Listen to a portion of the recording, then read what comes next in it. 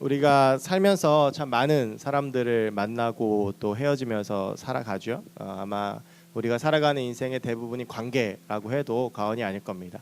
좋은 기억이 남겨지는 사람과의 만남이 있고 또 만난 거를 기억하기도 싫은 사람도 있습니다. 예영이가 요즘 그 학교 숙제로 매일 일기를 씁니다. 여러분들 다 어렸을 때 일기를 쓰셨죠? 근데 이제 좀 일기 쓰는 거를 좀 힘들어 하더라고요. 그래서 막 일기를 어떻게 써야 될까 막 고민하고 있는데 저희 어머니가 제가 초등학교 3학년 때부터 6학년 때까지 쓴 일기를 버리지 않고 모아두셨어요.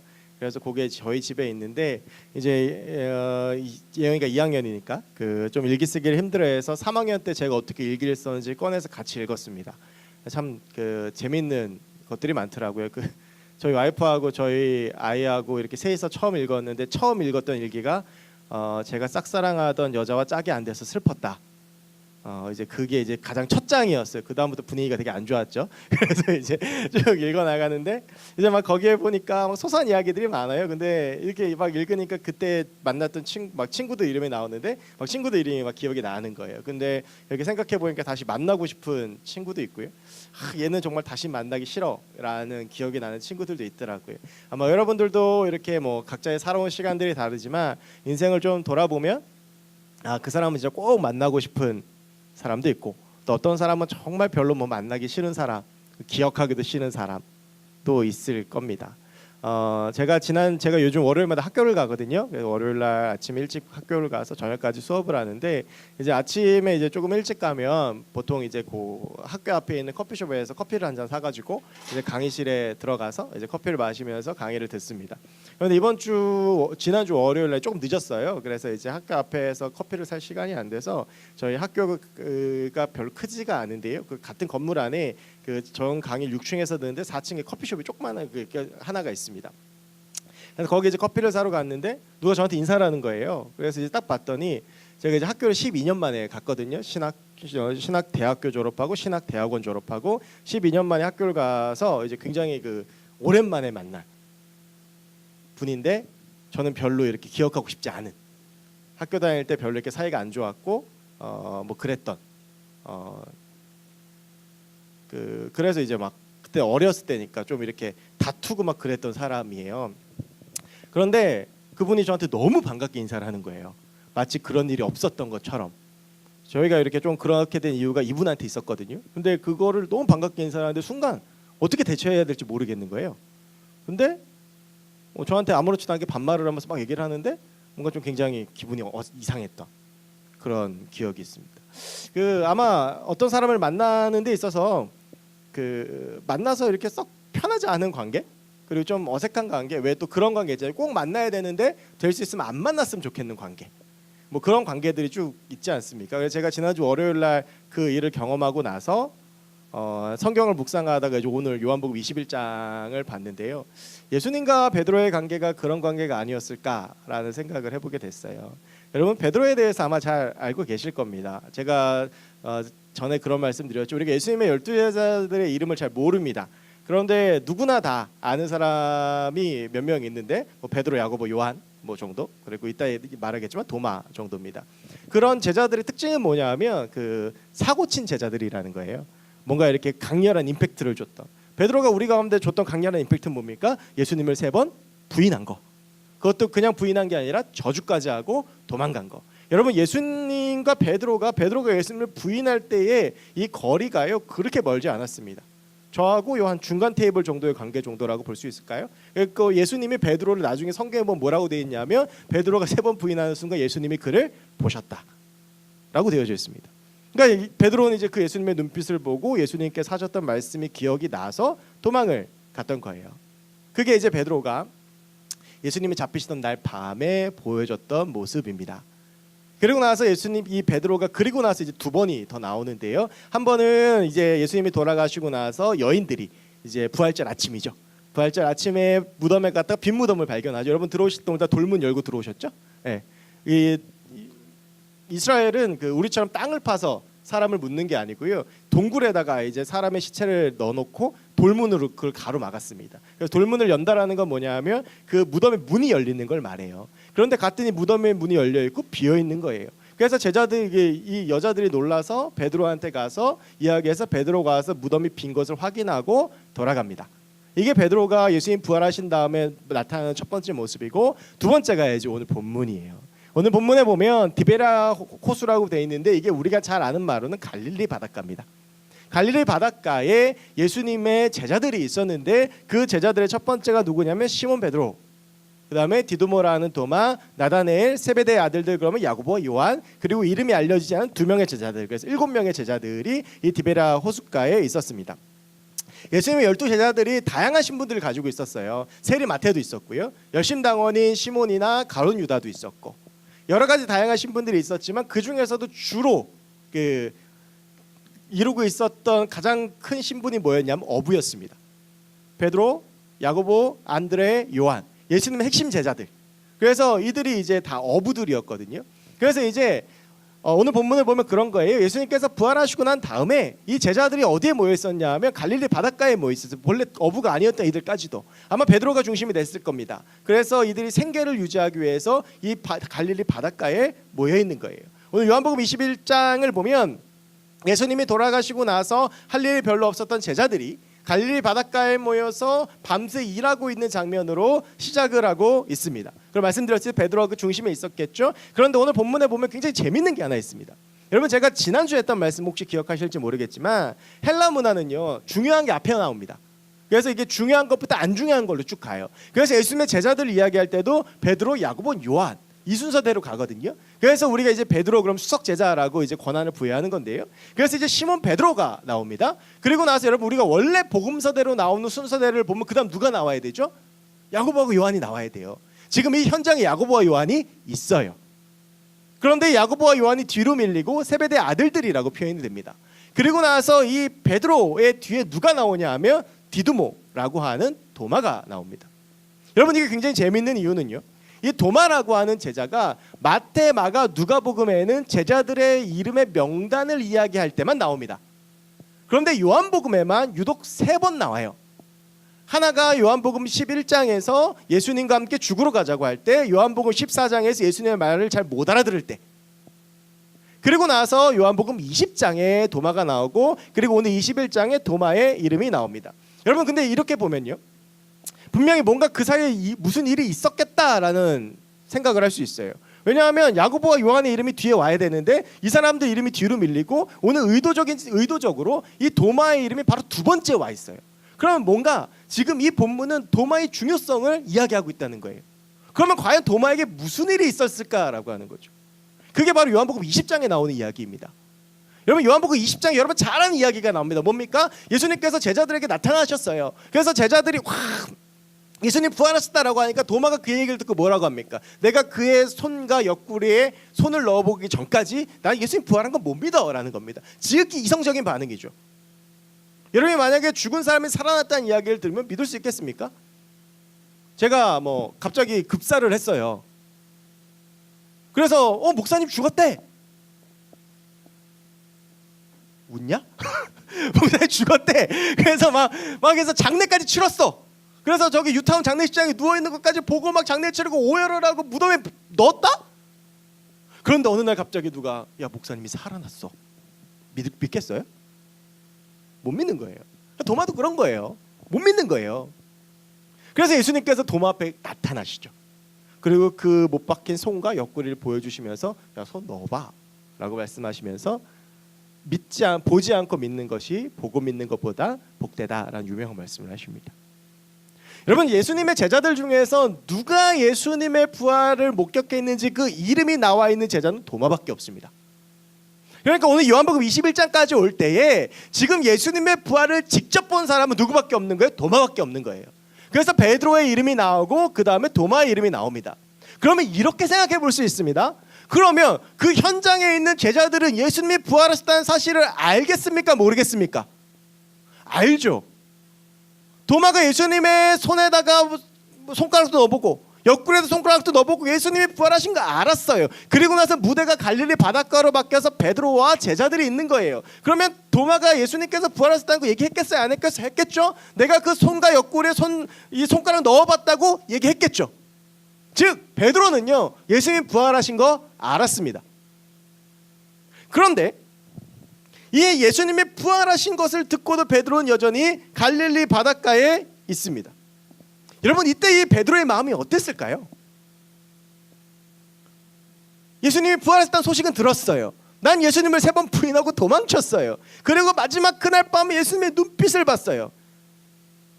여러분, 이 베드로의 마음이 딱 그 마음이에요. 만나야 되는데 만나기 싫은 마음. 뭔가 주님을 만나보고 싶은 거야. 내가 정말 주님을 사랑해. 그래서 주님 만나보고 싶어. 그런데 만나기가 두려운 거예요. 왜요? 큰 잘못을 했으니까. 그러니까 주님을 만나기가, 자기가 저지른 죄를 알게, 그것도 참 어색한 거예요. 그래서 베드로는요, 도마를 통해서 예수님의 부활 소식을 듣고, 그리고 아마 막달라 마리아나 다른 여자 제자들도 예수님의 부활 소식을 전했을 거예요. 그런데도 예수님을 찾아 나설 엄두도 못 내요. 왜? 자기가 저지른 죄가 있잖아요. 여러분, 그런데 오늘 이 본문을 보면 유독 그날 밤에 또 무슨 일이 일어나냐 하면, 베드로가 밤새도록 물고기를 잡았는데 물고기가 한 마리도 안 잡혔어요. 여러분, 우리가 흔히 이 요한복음 21장을 보면서 153 그 얘기를 많이 합니다. 물고기가 153마리가 잡힌 거 기적입니다. 그런데 더 놀라운 기적은 뭔지 아십니까? 밤새 그물을 내려서 물고기를 잡았는데 한 마리도 못 잡는 게 더 놀라운 기적이에요. 아무리 낚시를 해본 적이 없고 고기를 잡아본 사람이 없어도 밤새 그물을 던져 놓으면 고기는 오게 돼 있어요. 어떤 고기든지 간에. 그런데 고기를 한 마리도 못 잡은 거야. 여러분, 이때 베드로에게 어떤 마음이 들었을 것 같습니까? 저는 그랬을 것 같아요. 내가 예수님 부인해서 벌 받는 거야. 내가 죄 지어서 벌 받는 거야. 내가 예수님 저주하고 도망가서 벌 받는 거야. 그러면서도 이런 생각했겠죠. 내가 예수님 만나고 싶은데 무슨 낯으로 예수님 만나. 온갖 생각이 전 다 있었을 거라고 생각해요. 그런데 그때 한 사람이 베드로 그 바닷가에서 백사장에서 말을 겁니다. 얘들아, 많이 잡았냐? 못 잡았습니다. 그럼 배 오른편에 그물을 내려봐라. 내렸는데 우리가 잘 아는 대로 그물이 찢어질 듯이 많이 잡혔습니다. 그 순간 요한이 외칩니다. 저분이 예수다. 여러분, 근데 이때 베드로가 보였던 반응이 굉장히 재밌습니다. 베드로가 일단 그 말을 듣고 제일 처음 보인 반응이 뭐였냐면 겉옷을 입습니다. 뭡니까? 예의를 차린 거예요. 예수님한테 가기 위해서. 그리고 나서 어떻게 하냐 하면 물로 뛰어듭니다. 여러분, 근데 이 장면을 보면 저는 같이 동시에 생각나는 게 뭐냐 하면 마태복음 14장 22절부터 33절까지의 말씀이에요. 그 말씀이 뭐냐 하면 제자들이 타고 다니던 배가 예수님하고 떨어져서 제자들이 타던 배가 풍랑을 만났습니다. 죽겠다고 난리쳤어요. 그런데 저기서 긴 머리를 풀어헤친 흰옷 입은 사람이 물 위를 걸어옵니다. 그 사람들이 뭐라고 했지 않습니까? 유령이다. 근데 예수님이었어요. 예수님도 참 짓궂으시죠. 그때 베드로가 가만히 있으면 되는데, 여러분 그거 아시죠? 가만히 있으면 중간이라도 가요. 가만히 있으면 되는데 그때 뭐라고 말합니까? 주님, 나도 물 위를 좀 걷게 해주세요. 주님이 오라 하십니다. 걸었어요. 그런데 그때 갑자기 바람이 훅 불다가 어떻게 됩니까? 물에 빠져요. 겁도 많아요. 여러분, 근데 그랬던 베드로가 오늘 지가 물로 뛰어들어요. 그리고 예수님을 향해 달려가요. 그만큼 예수님이 반가운 거예요. 그동안 나를 짓누르고 했던 수많은 죄책감들이 있거든요. 예수님을 부인하고 저주하고, 여러분 그것도 그냥 부인하고 저주했습니까? 분명 주님께서 뭐라고 그러셨어요? 네가 새벽닭에 울기 전에 나를 3번 부인할 거야. 주님, 난 목에 칼이 들어와도 주님 부인하지 않을 겁니다. 그래놓고 부인하고 도망간 거예요. 여러분, 그게 사는 게 사는 거였겠습니까? 거기다 물고기 한 마리도 안 잡혀서 아, 이거 나 죄 지은 대가구나, 죄 지은 결과구나, 이게 베드로의 마음을 누르고 있는데, 지금 그 베드로에게 누가 찾아오셨냐면 예수님이 찾아오신 거예요. 베드로가 이성을 잃었어요. 그 기쁨에. 그래서 일단 지가 무슨 짓을 했는지, 지가 어떤 행위를 했는지 그거에 상관없이 그냥 물에 뛰어들어서 예수님께 달려간 거예요. 그만큼 기쁜 거예요. 우리 주님이 말씀하셨습니다. 수고하고 무거운 짐진 자들아 다 내게로 오라. 여러분, 그런데 저는 그 베드로의 모습을 보면서 그 베드로의 모습이 꼭 우리와 같다라는 생각이 들었습니다. 우리도 많은 죄를 짓고 살아가고, 입으로, 생각으로, 행동으로, 삶으로 정말 많은 죄를 짓고 살아갑니다. 무겁고 셀 수 없는 죄책감이 우리를 억누르죠. 그리고 실수를 하거나 실패하면 그 죄 때문이라고 생각합니다. 내가 뭔가 잘못했어요. 그런데 뭔가 내가 하는 일이 안 돼. 내가 뭔가 죄를 졌어. 근데 내가 직장에서 안 풀려. 내가 뭔가 이렇게 예수님 앞에 잘못을 했어. 그런데 뭔가 내 길이 막혀. 아, 그럼 이게 죄 때문이구나. 그럼 우리는 그 죄책감에 다 막혀있고 괴로워해요. 우리가 서로 이야기하고 꺼내놓진 않지만 웃으면서 만나도 우리의 마음 함께 새는 그런 마음이 있습니다. 내가 잘못 살아온 것들에 대한 것, 내가 후회하는 것들. 여러분 가끔 그런 생각하지 않으세요? 저는 가끔 제 인생에 리셋 버튼이 있었으면 좋겠어요. 컴퓨터에 리셋 버튼 누르면 어떻게 됩니까? 처음으로 돌아가요. 저는 누군가가 타임머신을 발명한다면 제일 먼저 타고 싶어요. 돌아가고 싶어요. 그래서 다시 한번 인생을 살아보고 싶어요. 지금 알고 있는 것들 다 한다면 이렇게 인생 살지 않을 것 같아요. 그런데 불가능한 일이죠. 가끔은 뭐 타임루프 그래서 드라마에 많이 나오지만 그건 드라마에서 나올 이야기일 뿐이고 우리의 삶은 변하지 않습니다. 제가 요즘 읽고 있는 책 중에 그 책의 문구 아주 인상적으로 이런 문구가 있었습니다. 하나님도 죄의 결과는 바꿀 수 없다. 전쟁이 일어났습니다. 하나님도 그 결과는 바꾸실 수 없어요. 그래서 우리는 늘 괴로워하죠. 어쩌면 그 괴로움의 단계를 지나면 그 괴로움의 단계를 지나서 오는 단계가 뭔지 아세요? 무감각이에요. 자기를 합리화시킵니다. 죄와 직면하지 않습니다. 어쩌면 베드로도 그랬을지도 모릅니다. 그런데 여러분, 그런 우리를 위해서 예수 그리스도께서 십자가에서 자기를 내어주셨고 그 부활하심으로 모든 죄를 이기셨습니다. 부활주일이 왜 기쁩니까? 우리 여기 조이라고 써놓고 해피이스터라고 써놨지만 부활절에 기쁜 이유가 뭡니까? 리셋 버튼이 없는 내 인생에 그 죄를 돌이킬 수 없는데 예수 그리스도를 믿으면 그 죄가 해결되고 타임머신으로 돌아갈 수 없는 내 삶에 그 죄들이 여전히 있지만 내가 예수 그리스도를 믿으면 그 죄가 해결되고 내 인생이 변하고 바뀌기 때문입니다.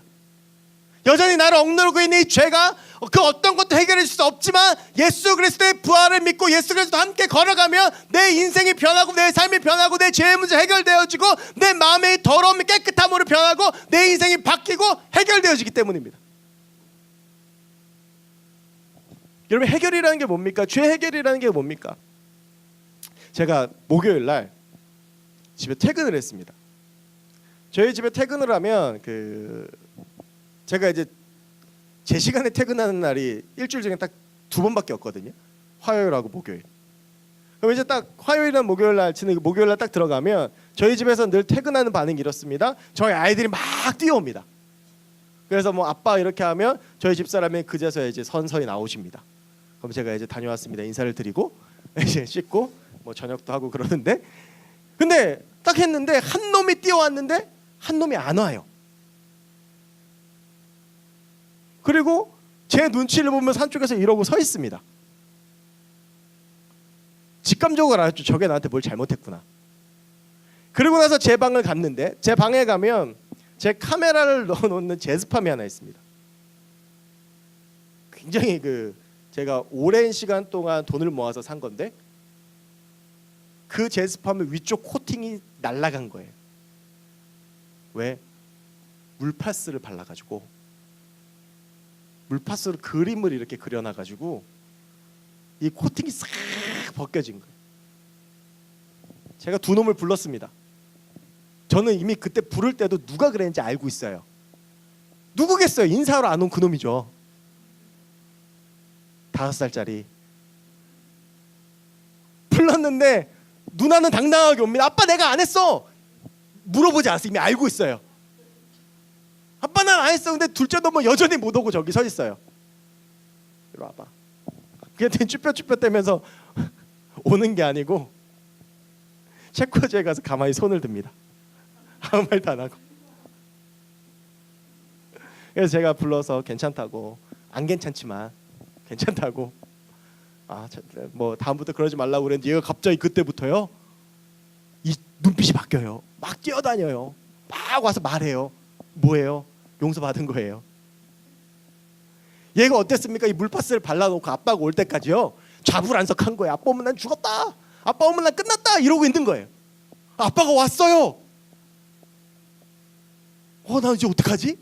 이 생각이 5살짜리도 막 왔다 갔다 하는 거예요. 그런데 제가 그때 그냥 뭐 어떻게 저지른 거 그냥 안아주고 괜찮다고 하니까 얘가요 표정이 바뀌고 막 뛰어다니고 막 난리도 났어요. 여러분, 이게 죄가 해결되는 거예요. 그 죄 때문에 불안하고 그런 마음들, 그게 우리 하나님 앞에 가면 해결되는 거예요. 그 죄를 하나님께서 용서해 주시고, 그리고 나서 우리를 위해서 죽으시고 부활하신 게 부활절입니다. 부활절, 여러분, 그 기쁨이 있는 날이에요. 여러분, 여전히 여러분의 삶 가운데 누리고 있는 죄책감이 있습니다. 내가 저지른 죄들이 있습니다. 누구한테도 꺼내놓을 수 없고 말할 수도 없는 수많은 죄들이 있습니다.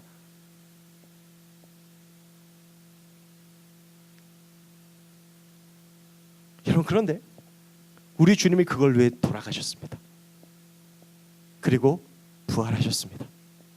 그래서 이 죄의 문제, 리셋도 없고 타임머신도 없는 내 인생에서 그 죄의 문제를 해결해 줄 분이 우리 주님밖에 없는 거예요. 여러분, 그래도 여전히 찝찝합니다. 왜요? 내가 생각하기에는 그러기에는 내가 너무 큰 죄를 졌거든. 그래서 여러분, 제가 놀라는 게 뭐냐면, 구원의 확신을 물어보면 구원의 확신이 있다고 자신 있게 대답하는 사람이 별로 없어요. 임원 팀장 리더들한테 물어봐도 구원의 확신이 있냐? 그러면 손 들고 이야기하는 사람이 별로 없어요. 그래서 물어봐요. 왜 구원의 확신이 없냐? 그러면 제가 부족해서, 제가 연약해서, 뭐에 찝찝한 거예요. 베드로도 그랬어요, 여러분. 일단 무리를 헤엄쳐서 가서 백사장에 딱 도착하는 순간 뭐가 생각하냐면 지가 한 짓이 생각나는 거야. 그러니까 예수님한테 가지도 못하고 쭈뼛쭈뼛 때문에 고개 숙이고 이러고 있는 거예요. 우리도 그러잖아요. 예배의 자리에 나오고 하나님 앞에 나아가고 내 죄가 해결되지 않고 그러면, 여러분, 그때 예수님께서 베드로에게 딱 두 마디를 하십니다. 베드로야, 지금 잡은 생선 좀 가지고 와라. 여러분, 이 말 한마디에 전 정말 많은 의미가 담겨져 있다고 생각해요. 여러분, 베드로가요, 제가 아까 말씀드렸죠, 밤새도록 물고기가 한 마리도 안 잡히는 정말 기적과 같은 그 상황 속에서 무슨 생각을 했겠어요? 나의 죄 때문이구나. 내가 잘못해서 그렇구나. 그런데 주님께서 그 물고기를 잡게 하셨어요. 그리고 그 물고기를 잡으라고 하세요. 여러분, 그거 아세요? 이 사건이요, 똑같은 사건이 한 번 더 있었습니다. 언제입니까? 누가복음 5장에 예수님께서 베드로 부르실 때. 저는 예수님께서 이렇게 말씀하신다고 생각되어져요. 베드로야, 나는 너를 처음 부를 때와 동일하다. 네가 나를 부인하고 네가 나를 저주하고 도망갔지만 괜찮다. 내가 너를 용서한다. 여러분, 바로 이게 은혜입니다. 여러분, 은혜는요, 내 상격을 뛰어넘는 겁니다. 여러분들이 정말 용서받지 못한 죄를 짓고 여러분들이 정말 해결이 안 될 죄를 지었습니까? 성적으로든 마음, 재물, 물질, 거짓, 행동, 여러 가지 죄들. 그런데 그 모든 걸 다 덮어주시는 것이 하나님의 은혜입니다. 그리고 말씀하십니다. 난 여전히 동일하게 널 사랑한다. 그러면서 주님께서 두 번째 하신 일이 뭡니까? 와서 조반을 먹으라. 여러분, 주님께서요, 제자들이 올 때까지 기다리면서 뭐 하셨습니까? 숯불 피우셨습니다. 여러분, 근데 이게 참 재밌는 게 뭐냐면, 그때 라이터가 있습니까? 없어요. 주님께서 그 백사장에 앉아서 혼자 숯불을 피우신 거예요. 수고스럽게 떡을 가지고 가서 떡을 구우셨어요. 그리고 생선을 구우신 후에 그러면서 자기를 부인한 거 배신하고 도망갔던 제자에게 아침 식사를 준비해 주십니다. 밤새도록 그 죄책감에 눌려서 괴로워하고 아파했던 그 제자에게, 밤새 수고한 제자에게 아침밥을 주시면서 먹어라 라고 말씀하십니다. 이것이 무엇입니까? 넌 날 부인했지만 난 널 사랑한다. 네가 죄를 짓고 네가 도망갔지만 난 널 사랑한다. 그리고 나서 우리가 오늘 읽지 않았지만 15절부터 주님께서 물으시는 거예요. 난 널 사랑하는데 너도 나 사랑하는 거 맞지? 사랑하는 청년 여러분, 이것이 베드로의 부활절 아침이었습니다. 주님을 부인하고 도망가는 큰 죄를 저질렀지만 그것들을 용서하시는 은혜, 붙잡아 주신 은혜, 그 사랑을 경험했던 것이 베드로의 부활절 아침이었습니다. 그리고 저는 오늘 우리에게도 동일한 은혜로 하나님께서 함께 하시는 줄 믿습니다. 여러분, 우리가 부활절에 기억해야 되는 것 바로 이것입니다. 예수 그리스도의 십자가가 모든 것을 용서하고 모든 것을 깨끗하게 합니다. 로마서에서 너희 죄가 주홍같이 붉을지라도 눈같이 희게 될 것이라고 하셨습니다. 이것이 바로 은혜입니다. 그 은혜가 가능한 이유가 무엇입니까? 하나님이 여러분을 사랑하시기 때문입니다.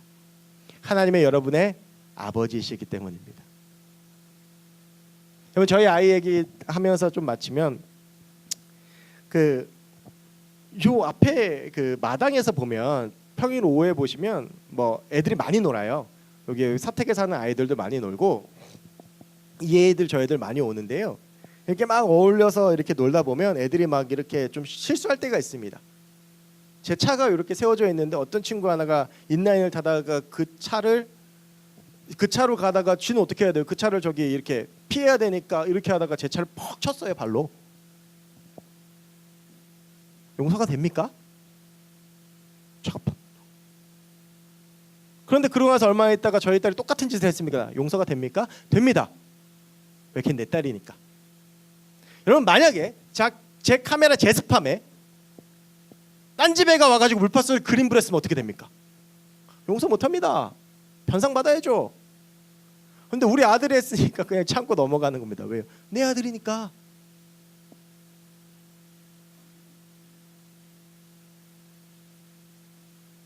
여러분, 그게 하나님 아버지의 사랑입니다. 부활절은요, 우리 주님께서 우리에게 그 몸 내어주시고 우리를 자녀 삼아 주신 날입니다. 지치고 피곤한 베드로에게 아침을 대접해 주신 것이 하나님의 사랑입니다. 우리가 그 하나님의 은혜와 그 하나님의 사랑을 바라보며 걸어갔으면 좋겠습니다. 여러분의 내면을 보면, 우리의 삶을 보면 여전히 절망스럽습니다. 여전히 죄가 있습니다. 그때 우리의 눈을 들어 봐야 될 것은 내가 아니라 하나님입니다. 그런 나도 사랑하시는 주님, 그런 나도 품으시는 주님. 여러분, 우리가 이 부활절 그 하나님의 사랑이 회복되어지는 저와 여러분들의 삶이 되었으면 좋겠습니다. 우리가 비록 죄 가운데 있지만 그런 날 위해서 죽으시고 다시 사신 주님, 그런 나를 품으시고 다시 사신 나의 주님, 그 주님을 바라보며 걸어갈 때 이후에 주님께서 베드로를 쓰셨듯 우리도 써주실 줄로 믿습니다. 우리 그 부활의 주님을 바라보며 더 이상 절망과 좌절감 가운데 계시지 마시고 일어나셔서 괜찮다고 말씀하신 주님 바라보며 그 주님과 함께 걸어가면 우리의 삶이 어두움이 물러나고 죄가 물러가고 우리의 삶이 그 하나님의 은혜와 사랑으로 가득 찰 줄로 믿습니다. 우리 그 하나님 바라보며 함께 손잡고 하나님 나라 위에 걸어가는 저 여러분들이 되기를 주님을 간절히 축원합니다. 기도하겠습니다.